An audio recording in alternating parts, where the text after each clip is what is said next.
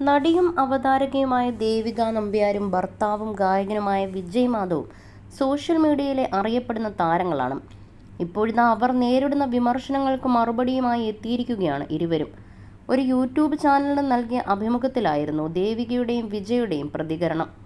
ദേവികയുടെ വാക്കുകൾ ഇങ്ങനെയാണ്: വിജയ് മാധവ് പറയുന്നതിനനുസരിച്ചാണ് ഞാൻ ഇരിക്കുന്നതും നിൽക്കുന്നതും പോലുമെന്നാണ് ആളുകളുടെ ധാരണ. പക്ഷേ ഞങ്ങൾ എല്ലാ കാര്യങ്ങളും ഡിസ്കസ് ചെയ്യുന്നവരാണ്. രണ്ടുപേർക്കും പരസ്പരം നന്നായി അറിയാം. മാഷിൽ ഞാനൊരു ഭീകരനെയാണ് പ്രതീക്ഷിച്ചത്. പക്ഷേ പുള്ളി ബേസിക്കലി പാവമാണ്. മാഷിനെക്കുറിച്ച് എൻ്റെ കുടുംബത്തിലുള്ളവർക്ക് പോലും പല തെറ്റിദ്ധാരണകളുണ്ട്. കാരണം പണ്ട് ഞാൻ ഒരുപാട് സംസാരിക്കുന്ന ആളായിരുന്നു. ഇപ്പോഴത് കുറച്ചു. കുട്ടികളായതുകൊണ്ടും തിരക്കുകളും പ്രായമായതുകൊണ്ടുമൊക്കെയാണ് അതിന് കാരണം. മാഷ് എന്നെ ഓവർ പവർ ചെയ്യുന്നത് കൊണ്ട് ഞാൻ ഒതുങ്ങിപ്പോയി എന്നാണ് ആളുകൾ വിചാരിക്കുന്നത്. രണ്ടാമത്തെ പ്രസവം സിസേറിയനായിരുന്നു. അത് കഴിഞ്ഞ് വീട്ടിൽ വന്ന സമയത്താണ് ഒരു വീഡിയോയിൽ ഞങ്ങളെ വിമർശിച്ചു വന്ന കമൻറ്റുകൾ കണ്ടത്. മാഷിനെ സൈക്കോ എന്ന് വിളിച്ചായിരുന്നു കമൻറ്റുകളിൽ അധികവും. നിങ്ങൾ സെപ്പറേറ്റ് ആകണം, ദേവിക ഓടിപ്പോകൂ എന്നിങ്ങനെയെല്ലാമായിരുന്നു കമൻറ്റുകൾ. മക്കളെ മോശമായി പറഞ്ഞും കമൻറ്റുകൾ വന്നിരുന്നു. ഓം പരമാത്മ സമാധിയായി എന്നൊക്കെയുള്ള കമൻറ്റുകൾ കണ്ടപ്പോൾ കരച്ചിൽ വന്നു.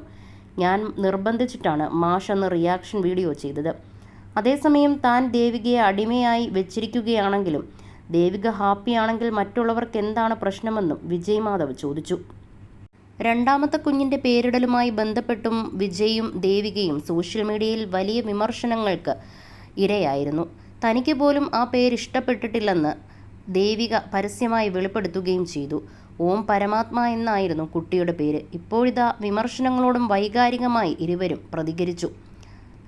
താൻ വളർന്നു വന്ന വിശ്വാസങ്ങളുടെയും ബോധ്യങ്ങളുടെയും അടിസ്ഥാനത്തിലാണ് കുഞ്ഞിന് അങ്ങനെ ഒരു പേരിട്ടതെന്നും വിജയ് പറഞ്ഞു. നമ്മുടെ യഥാർത്ഥ ഉടയോൻ ആത്മാവും അതിൻ്റെ ഉടയോൻ പരമാത്മാവുമാണ്. ആ അർത്ഥം തിരിച്ചറിഞ്ഞ് ആ നന്മകൾ കുഞ്ഞിനുണ്ടാകട്ടെ എന്ന് കരുതിയാണ് ഇങ്ങനെ ഒരു പേരിട്ടതെന്ന് വിജയ് പറയുന്നു. ഭാവിയിൽ മകൾക്ക് പേര് വേണ്ടെന്ന് തോന്നിയാൽ ആ പേര് മാറ്റാമെന്നും അന്ന് വിജയ് പറഞ്ഞിരുന്നു. എന്നാൽ ഈ പേര് ഭാവിയിൽ കുഞ്ഞിന് സ്കൂളിലും കോളേജിലും പഠിക്കുമ്പോൾ ഒരു ഭാരമാകുമെന്നും നിരവധി ആളുകളും വിമർശിച്ചെത്തി. ദേവികയുടെ പൂർണ്ണ സമ്മതത്തോടെയാണ് മകൾക്ക് ഇട്ടതെന്നായിരുന്നു അന്ന് വിജയ് പറഞ്ഞത്. എന്നാൽ തനിക്ക് ഈ പേര് കേട്ടപ്പോൾ ആദ്യം ഇഷ്ടപ്പെട്ടില്ലെന്നും അതുകൊണ്ട് തന്നെ ഒരിക്കലും ഗർഭിണിയാകരുതേ എന്നാണ് താൻ പ്രാർത്ഥിച്ചതെന്നും ദേവികയും തുറന്നടിച്ചു.